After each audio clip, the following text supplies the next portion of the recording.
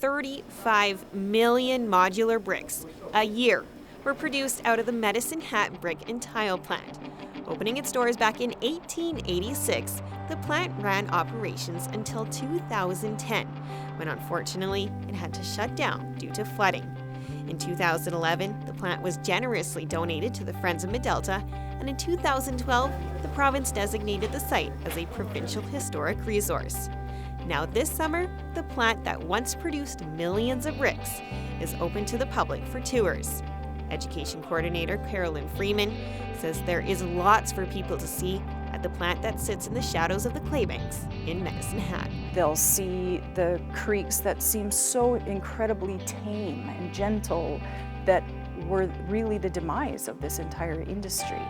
But once they come in the building, they'll see the whole process of brick making and different types of brick making, but they'll see also the history as things were added throughout the years.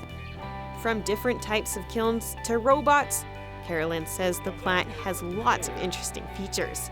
She says this is one of the oldest industrial sites in Alberta and feels it's important this site is preserved.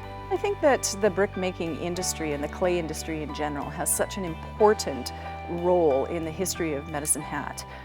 We had the three major components that were necessary in order to make a successful clay industry. There was lots of clay in the neighborhood, there was clay here in the riverbanks, lots of natural gas that was available, cheap and easily accessible under the ground to fire the kilns, and a train system that allowed clay to be brought in from other quarries, but also for the finished product to be taken away to the buyers throughout North America, and really for IXL for the world.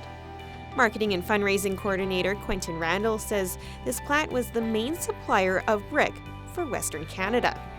Almost any brick that you see, brick building that you see that was built between the 1880s, like the Ewart Duggan House was built with bricks from this site. Obviously it was not IXL, it was the Permall brothers were the ones that started it.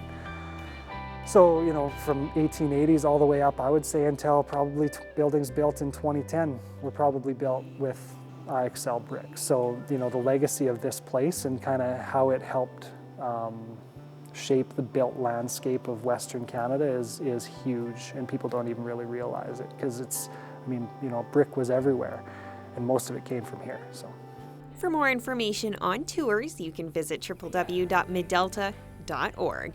For Go Southern Alberta, I'm Leanne Evans.